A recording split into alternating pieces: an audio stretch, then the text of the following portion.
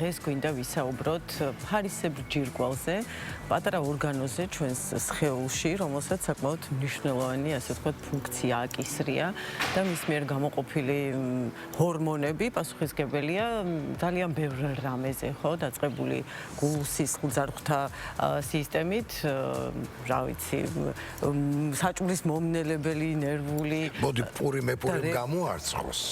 და სიტყვა მივცეთ ჩვენს ექიმს. წარმოგიდგინოთ ჯერ ადამიანი. გვაქვს ამის უფლება ბატონო ჯანი. მაქამდე მივდიოდი რა თქმა უნდა, იმიტომ რომ კითხვები ძალიან ბევრია ფარისებრ ჯირკვალთან დაკავშირებით, რატომ იზრდება ის, რა არის ჩიყვი და ზოგადად როდის არის აუცილებელი დავგეგმოთ ექიმთან ვიზიტი და ამ კითხვებზე სწორედ ჩვენი სტუმარი ენდოკრინოლოგი ქალბატონი თამარ ხუციშვილი გვიპასუხებს. მოგესალმებით ქალბატონი თამარ და დიდი მადლობა რომ დილიდან ჩვენთან ხართ. მოგესალმებით, დიდი მადლობა მოწვევისთვის და ამ ნამდვილად ძალიან საინტერესო და აქტუალური თემისთვის. და პირველად ალბათ ყველას გვაინტერესებს, ჯონიმ კი იცის ალბათ, მაგრამ ჩვენც გვაინტერესებს ჩვეულებრივ ადამიანებს, არა მედიკებს, როგორ ფუნქციონირებს ფარისებრი ჯირკვალი. წინასწარ მინდა გთხოვოთ და გითხრათ, რომ დალიზა ჩემი სახით ამ წუთში ჩათვალეთ, რომ ყველაზე გაუთვითცნობიერებელი მაყურებელი გესაუბრება და ამიტომ არ გიქვირდეთ შეიძლება ძალიან ნაივური კითხვები დაგისვათ და ეს ხდება მაყურებლისათვის. კი ბატონო, მთავარია პაციენტამდე და მაყურებლამდე მივიტანოთ სწორი და ადვილად გასაგები ინფორმაცია. ფარისებრი ჯირკვალი ნამდვილად წარმოადგენს ერთ-ერთ ყველაზე მნიშვნელოვან ორგანოს ჩვენს ორგანიზმში. რატომ? იმიტომ რომ ეს პატარა პეპლის ფორმის ორგანო არსებითად მნიშვნელოვან გავლენას ახდენს ორგანიზმის თითქმის ყველა ორგანოთა სისტემის ფუნქციონირებაზე. როგორიც არის გულ-სისხლძარღვთა სისტემა, ნერვული სისტემა, რეპროდუქციული სისტემა, განსაკუთრებით აღსანიშნავია მისი როლი ბავშვთა და მოზარდთა ასაკში, რადგან ფარისებრი ჯირკვლის სწორი ფუნქციონირება არსებითად მნიშვნელოვანია ბავშვის მოზარდის სწორი ზრდა განვითარებისთვის. გარდა ამისა, იგი არის ჩვენი ნივთიერებათა ცვლის ძირითადი რეგულატორი. თუ როგორია ჩვენი ნივთიერებათა ცვლის, ანუ მეტაბოლიზმის სიჩქარე, ამასაც ფარისებრი ჯირკვალი განსაზღვრავს. და რა არის ჩიყვი? ესეც ძალიან საინტერესოა. შენ გაინტერესებდა კიდე მაგას მე ვიკითხავთ აუცილებლად. ჩიყვი სიტყვასიტყვით ტერმინი, ეს არის ფარისებრი ჯირკვლის ზომაში გადიდება, რომელიც თავის მხრივ შესაძლოა მოხდეს როგორც ფარისებრი ჯირკვლის დაქვეითებული ფუნქციის გამო, ასევე გადაჭარბებული ფუნქციის გამო. ზოგადად მაყურებლისთვის რომ გამარტოთ, ფარისებრი ჯირკვლის დაავადებები რამდენიმე კატეგორიად იყოფა. პირველი კატეგორია ეს არის მნიშვნელოვანი ფასდება ფარისებრი ჯირკვლის ფუნქციური აქტივობის მიხედვით. ანუ, როდესაც ადამიანის ორგანიზმში ფარისებრი ჯირკვლის ჰორმონები გამომუშავდება უფრო ნაკლები რაოდენობით, ვიდრე უნდა გამომუშავდებოდეს, ვითარდება ესეთი მდგომარეობა ჰიპოთირეოზი, მთელი თავისი დამახასიათებელი სიმპტომატიკით. ჰიპერთირეოზი არის პირიქით მდგომარეობა, როდესაც ფარისებრი ჯირკვლის ფუნქციური აქტივობა მაღალია. ამასაც თავისი დამახასიათებელი სიმპტომატიკა აქვს. ორივე ეს დაავადება ესეთი ურთიერთგამომრიცხავი სიმპტომებით მიმდინარეობს. თუ გვაქვს დრო განმარტავ ამ სიმპტომებს. მაგალითად, ჰიპოთირეოზის დროს ადამიანს ახასიათებს წონაში მატება, ზოგადი საერთო სისუსტე, ადვილად დაღლა. შესაძლოა იყოს არტერიული წნევის დაქვეითება, ბრადიკარდია, ანუ გულის მუშაობის შენელება, სიცივის აუტანლობა, უფრო დეპრესიული განწყობა. ჰიპერთირეოზის დროს ადამიანი წონაში იკლებს, უფრო აგზნებულია, პირიქით სიცხისადმი აუტანლობა, გამოხატულია გულისცემის აჩქარება. თუმცა ერთი რაც შეიძლება აღინიშნოს, რომ ცოტა უცნაური ჯირკვალია ეს ფარისებრი ჯირკვალი, შესაძლოა არანაირი სიმპტომი ადამიანს არ ჰქონდეს, მაგრამ ფარისებრი ჯირკვლის დისფუნქცია ჰქონდეს საკმაოდ მნიშვნელოვანი. ამიტომ პერიოდულად ექიმთან ვიზიტი და კონტროლი აუცილებელი. ხო და იმივადექით ამ კონტროლის თემას საინტერესო არის, როგორ ვაკონტროლებთ ამას? რეკომენდებულია, რომ ბავშვთა ასაკშიც გაკონტროლდეს, გარდა ამის მიუხედავად იმისა, გვაქვს თუ არა რაიმე საეჭვო სიმპტომი და შემდგომ გარკვეული პერიოდულობით. რაც შეეხება კონტროლს, პირველი არის რაც უკვე აღვნიშნეთ ფარისებრი ჯირკვლის ჰორმონალური აქტივობის შეფასება და მეორე ეხოსკოპიური კონტროლი. ხომ და თვითონ სტრუქტურულად ფარისებრი ჯირკვლის დაავადებები ეხოსკოპიურად რაც შეიძლება შევნიშნოთ, ეს უკვე არის ჩიყვი, რაც თქვენ უკვე აღნიშნეთ და გარდა ამისა სხვა სტრუქტურული წარმონაქმნების არსებობა, რაც ძალიან აშინებს ხოლმე გაუთვითცნობიერებელ პაციენტს, როცა პირველად აღმოაჩენთ, ხო? ეგრეთ წოდებული კვანძები, რომელიც მსოფლიოში მოსახლეობის დაახლოებით 60%-ს აქვს.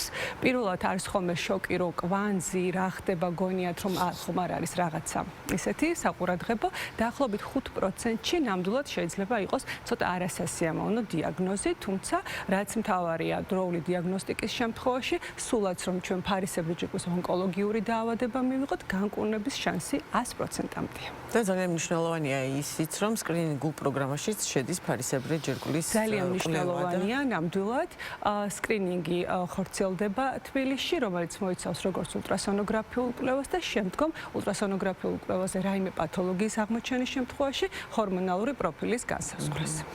მოდით ახლა მივადგეთ იმ მნიშვნელოვან საკითხს, რაც არის იოდ დეფიციტი და ჯირკვი. ჯერ კიდევ კონსტანტინე გამსახურდია წერდა თავის მთვარის მოტაცებაში, როდესაც თარაში არზაყანი და კაცვამბაია სვანეთში აფარებდნენ თავს. სვანეთისთვის პრობლემა იყო ყოველთვის. და იქ პატარა ბავშვებს ხედავდით, რომელსაც ბადრიჯნის ხელა წამონაზარდი ქონდაო. ისე ფილმიც არის გადაღებული მიხეილ კალატოზეშვილის ფილმი ჯიმ შონთე, რომელიც აი ამ პრობლემას უმარილობას და თან ამ მარილში იოდის დეფიციტს ეხება. რამდენად არის ეს პრობლემა მთიანი მოსახლეობისათვის და საერთოდ იოდი და ჯირკვი, ამაზე რომ ერთი-ორი სიტყვით. ძალიან სწორი და კარგი კითხვაა. ჩვენ ვისაუბრეთ ფარისებრის დაავადებებზე, თუმცა არ გვისაუბრია გამომწვევ მიზეზებზე. გამომწვევი მიზეზის ერთ-ერთი მთავარი ფაქტორი ფარისებრი ჯირკვის სხვადასხვა დაავადების, ეს იქნება ფუნქციური აქტივობა თუ სტრუქტურული პათოლოგია, არის იოდის დეფიციტი. განსაკუთრებით საყურადღებოა თუ ეს იოდის დეფიციტი გვაქვს ბავშვთა ასაკიდან.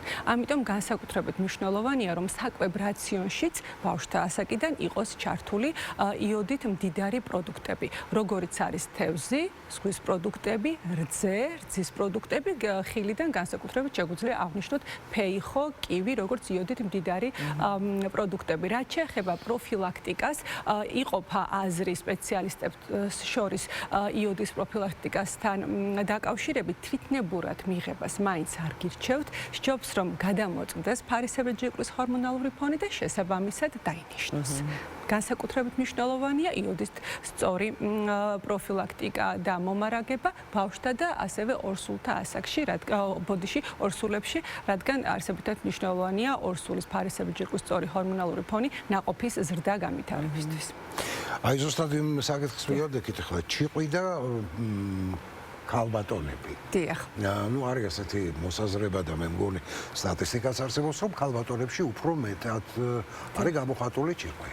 დიახ, ნამდვილად დაახლოებით მსოფლიოს სტატისტიკით 5-ჯერ მეტად გვხვდება ქალებში, ვიდრე მამაკაცებში, როგორც კვანძოვანი წარმონაქმნები, ასევე დიფუზური გადიდება, ანუ ჩიყვი და ჰორმონალური პათოლოგიები. ამისი ზუსტი მიზეზი დადგენილი არ არის. თუმცა არ გვაქვს რეკომენდაცია, რომ ქალებმა უფრო ხშირად აკონტროლონ ვიდრე მამაკაცებმა, იმიტომ რომ მაგალითად მამაკაცში ფარისებრი ჯირკვის ონკოლოგიური პათოლოგია შეიძლება წავიდეს უფრო აგრესიულად, ამიტომ ეს პერიოდული მონიტორინგის რეკომენდაცია ორივე სქესისთვის საერთოდ.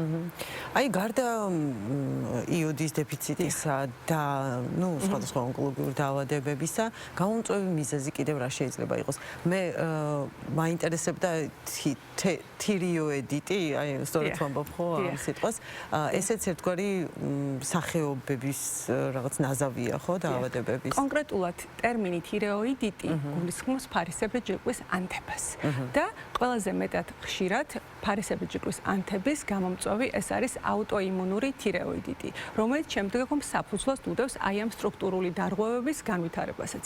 აუტოიმუნური თირეოიდიტი არის აუტოიმუნური პათოლოგია, როდესაც ფარისებრი ჯირკვის წინააღმდეგ გამომუშავდება აუტოანტისხეულები და იგი არღვევს ამ ფარისებრი ჯირკვის ფუნქციურ აქტივობას. აუტოიმუნური პათოლოგიების ზუსტი გამომწვევი ესე ცნობილი არ არის, თუმცა აქ არსებითი მნიშვნელობა აქვს ეკოლოგიას, გარემოს, ჰაერის ხარისხს, სწორი ცხოვრების წესს, სტრესს და ასე შემდეგ. ასევე თამბაქო, ალკოჰოლიც არის ხოლმე ერთ-ერთი გამშვები მექანიზმი, ტრიგერი აუტოიმუნური პათოლოგიის მანიფესტირების. ესე იგი სტრესი მაინც ერთ-ერთ მოწინავე პოზიციას იკავებს. გენეტიკას რა როლი უკავია? გენეტიკასაც დიდი მნიშვნელობა აქვს, ამიტომ განსაკუთრებით ბავშვებს, მოზრდილებს, ვის მშობლებსაც გენეტიკაში აქვს ფარისებრის პრობლემები, განსაკუთრებით ფარისებრის ონკოლოგიური პათოლოგია, განსაკუთრებით ყურადღებით ვექცევით შემდგომ მონიტორინგზე. როდესაც დიაგნოსტიკაზე მიდგება საუბარი, ძალიან ხშირად გაისმის ესეთი ტერმინები TSH, FT3, FT4. შეიძლება რომ მაყურებელს დაახლოებით აუხსნათ რას ნიშნავს ეს. დიახ. TSH, FT3, FT4 არის ზუსტად ის ჰორმონები, რომელიც განსაზღვრავს ფარისებრი ჯირკვლის ფუნქციურ აქტივობას. FT3 და FT4 არის ფარისებრი ჯირკვლის მიერ გამომუშავებული ჰორმონები და მისი რეგულატორი არის უკვე თავის ტვინში მდებარე მთავარი ენდოკრინული ჯირკვალი ჰიპოფიზის მიერ გამომუშავებული ჰორმონი, თიროიდმა სტიმულირებელი ჰორმონი, ანუ TSH. ანუ როდესაც ჩვენ ვაფასებთ ფარისებრ ჯირკვალს, უნდა გავაკეთოთ ეს ჰორმონები, მაგრამ აუცილებლად ეხოსკოპიური კვლევაც. ხან პაციენტებს გონიათ, რომ თუ ჰორმონალური ფონი ნორმაშია, არ არის საჭირო ეხოსკოპიური კვლევა. არა, აუცილებლად ორივე მიმართულება საჭიროა სრულფასოვანი დიაგნოსტიკისთვის და ერთს დავამატებ, აი რასაც ყოველდღიურ პრაქტიკაში ხვდებით, რომ ფარისებრი ჯირკვის კვანძოვანი წარმონაქმნების მედიკამენტოზური მკურნალობა არ არსებობს. შეიძლება ვნახოთ, რომ არის კვანძი, აუცილებლად პაციენტმა უნდა მიმართოს ექიმ ენდოკრინოლოგს, უნდა შეფასდეს ეს კვანძი, თუ შეფასდა და არის კეთილთვისებიანი უწყინარი კვანძი, მხოლოდ და მხოლოდ 6 თვეში და შემდგომ წლებში წელიწადში ერთხელ ეხოსკოპიური კონტროლი. ამას მეტი არაფერი არ სჭირდება. ქალბატონო თამარ, აი ძალიან საინტერესოა კიდევ ხალხში გავრცელებული მითები. უამრავი. ზოგადად ჩიყთან და ფარისებრ ჯირკვალთან დაკავშირებით. აი, რომ გითხრათ, ყველაზე გავრცელებული რა მითებია და აქვე რომ გავფანტოთ ეს მითები. აი ეს მითი იყო, რაზეც მოგიყავით, რომ ანუ რაღაცა დამინიშნე, რომ გაიწოვოს, ან გაქრეს, რომ არ გაიზარდოს. ნუ მე ვუხსნით, რომ არ არსებობს ეს მკურნალობის მეთოდი, არც არის საშიში, ეს არის შეფასებული კეთილთვისებიანი წარმონაქმნი, როგორც მაგათად არის ხალი და ამას მკურნალობა არ ჭირდება. ასევე მითია, რომ ძალიან ეშინიათ ფარისებრი ჯირკვის ონკოლოგიური პათოლოგიის და ამას მოვაყოლებ ერთ-ერთ ყველაზე საშიშ მითს, ძალიან ეშინიათ ფარისებრი ჯირკვის კვანძის ციტოლოგიური კვლევის.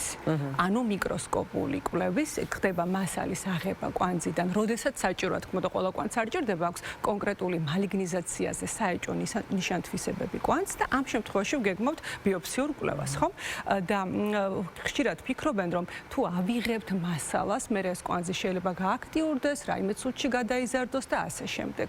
მაგრამ ესე არ არის. კარგი კვანძი ჩხვლეტით ნამდვილად წუთში არ გარდაიქმნება. თუ ვნახეთ, რომ რაიმე უარყოფითი ან საეჭვო პასუხია, ხდება მისი ოპერაციული გზით მოცილება და ადამიანი აგრძელებს ცხოვრებას ჯანმრთელად და ბედნიერად. და თან მაყურებელი უნდა დავამშვიდოთ, რომ ეს არ არის ესეთი რთული ოპერაცია, რომელიც რაღაც საოცარ ცუდ შედეგებამდე მიდის, ან და აქ სამკითხაოდ იყოს საქმე, რომ გადარჩება თუ არა, როდესაც ელემენტარულ კვანძებზე მიდგება საქმე. რა თქმა უნდა, ნამდვილად არ ითვლება ეს რთულ ქირურგიულ ჩარევად, 2-3 დღეში პაციენტი არის სახლში, როგორც წესი, როცა კვალიფიციური ქირურგი აკეთებს, შრამის ზომაც ძალიან მცირეა.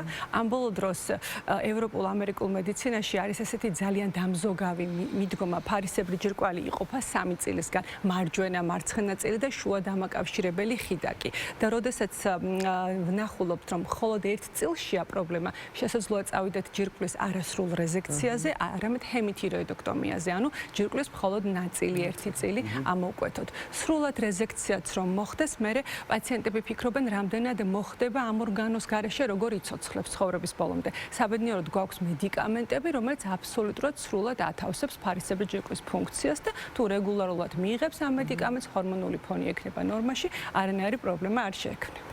აი ოპერაციის ბოდიში. მაბადი. კითხეთ. არსებობს ესეთი მითი და ბარემ აქვე გავაქარწყლით ესა, რომ რა თქვა მე 50-ს რო გადაცილდები, გაწუხებს თუ არა ელთიროქსინი მაინც უნდა დალიო. არა, ეს ყუილია ნამდვილად ელთიროქსინით მკურნალობა თავიდან ბოლომდე ხდება კვლევების საფუძველზე. თუ არ გვჭირდება, არ უნდა მივიღოთ პირიქით ამ პრეპარატს გადაჭარბებული დოზების შემთხვევაში თავისი სავალალო შედეგები შეიძლება მოხდეს. აი რაც შეეხება სავალალო შედეგებთან დაკავშირებით და ძალიან მოდაშია, თქვენ ყველამ ძალიან კარგად ვიცით, ოზემპინის საშუალებით წონაში კლება. აი ამის ავკარგიანობაზე რო გითხრათ 1-2 სიტყვა. ოზემპიკი ეს არის GLP-1 აგონისტი, ანუ ეს არის ნამდვილად თანამედროვე მედიცინის მიღწევა, რომელიც ძალიან ეხმარება განსაკუთრებით ტიპი 2-ის მქონე პაციენტებს და რეალურად ეს პრეპარატი შეიქმნა დიაბეტის სამართავად. და შემდგომ რადგან აჩვენა ძალიან კარგი შედეგები წონის კლებაზე, ამ კუთხითაც გამოიყენება. მაგრამ არ უნდა გამოვიყენოთ ის ჩვენების გარეშე. მას აქვს კონკრეტული ჩვენებები. როდესაც არის უმართავი შაქარი, ანუ როდესაც ძალიან გვჭირდება ოზემპიკის ჩართვა, როდესაც არის სიმსუქნე პირველი ხარისხი, როდესაც არის ჭარბი წონა და თანხლები რაიმე გართულება, მხოლოდ ამ შემთხვევაში უნდა დაინიშნოს თავისი გვერდითი ეფექტების გათვალისწინებით. თვითნებური გამოყენება დაუშვებელია, ამას მივყავართ სავალალო შედეგება. გაიგე ჯონი? მე კი გავიგე, შენ თუ გაიგე, რომ შენ არ უნდა იხმარო, მე კიდე მეპატიება. იმიტომ რომ ოზემპიკი რომ იხმარო, აღარ დარჩები. თამარ და მე ვიხმარე ეს. ოზემპიკის ხარშად და 16 კილო დავიკელი. სამწუხაროდ ახალცას 6 კილო ისე მოვიმატე. მაგრამ ნუ მინდა გითხრათ, რომ დიდი ხანი არა, 2 თვე ვიხმარე სულ. ანუ 2 შპრიცი დამჭირდა, მეტი არა. ხანმოკლე კურსი. ხო, ძალიან კმაყოფილი და ბედნიერი ვიყავი ამეთი და თვითნებურად არა. არა, თვითნებურად არა, იმიტომ რომ მე გარკვეული კონსულტაციები გავიარე და მთელი ამერიკის შეერთებული შტატების ასე ვთქვათ ელიტა ნამდვილად. სარგებლობს ამეთი და ვინც მიიღო საკმაოდ კმაყოფილიც არის. შენ არ გაიგებ. ხო, მაგრამ ხო, ნამდვილად ვიყოთ ნამდვილად სხვა. გონივრული გამოყენებით არის ნამდვილად კარგი პრეპარატი ეს და ყველა ამ ჯგუფის პრეპარატი. ოღონდ აუცილებლად ექიმის მეთვალყურეობით. და ეხლა დასასრულს კიდევ ერთხელ უნდა მივმართოთ მაყურებელს. ძვირფასო ქართველებო. სანამ მივა სავალალო შედეგამდე საქმე, პროფილაქტიკა არის აუცილებელი და ამისათვის უნდა მიხვიდეთ წელიწადში 2-ჯერ მაინც ექიმთან, ენდოკრინოლოგთან, რომ გაიგოთ რა მდგომარეობაში ხართ, იმიტომ რომ თავიდან ჩატარებული მკურნალობა, ამბულატორიული მკურნალობა ბევრად უფრო იაფიჯდება თქვენთვისაც, სახელმწიფოსთვისაც და დაავადებისთვისაც და ჩვენ ძალიან ყველასთვისაც. ძალიან დიდი მადლობა ქალბატონი თამარ ხუციშვილი, ენდოკრინოლოგი იყო ჩვენთან ერთად, საუბრობდით ჩიყუზე, ფარისებრ ჯირკვალზე. უღრმესი მადლობა ჩვენი დამშვიდებისთვის.